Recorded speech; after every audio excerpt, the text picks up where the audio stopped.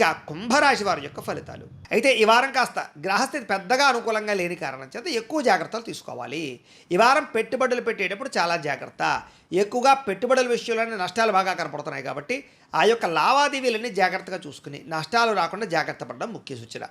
అలాగే కుటుంబంలో కూడా అనవసరమైన ఖర్చులు పెరిగిపోయే అవకాశాలు ఉన్నాయి.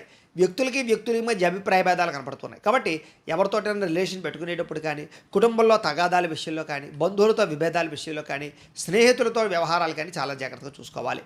ముఖ్యంగా అప్పుల బాధలు పెరిగిపోవడం వల్ల, అనవసరమైన వస్తువులు కొనడం వల్ల, లేదా ఏదో ఎవరో డబ్బులు అప్పిచ్చేస్తున్నారు కదా అని కొనేయడం వల్ల, క్రెడిట్ కార్డులు వాడేయడం వల్ల మనశ్శాంతి లేకపోవడం, ఆర్థిక ఇబ్బందులు, రుణబాధలు బాగా పెరిగిపోతాయి కాబట్టి జాగ్రత్తగా ఉండాలి.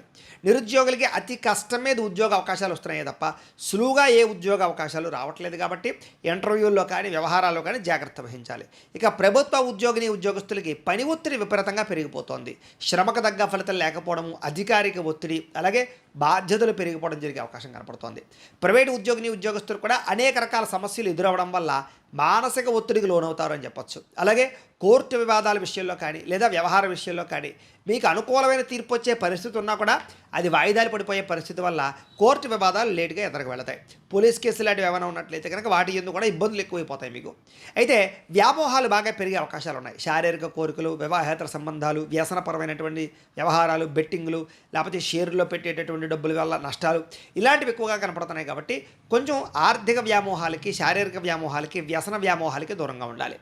చిన్న అనారోగ్య సమస్యలే పెద్దవడం, దీర్ఘకాలిక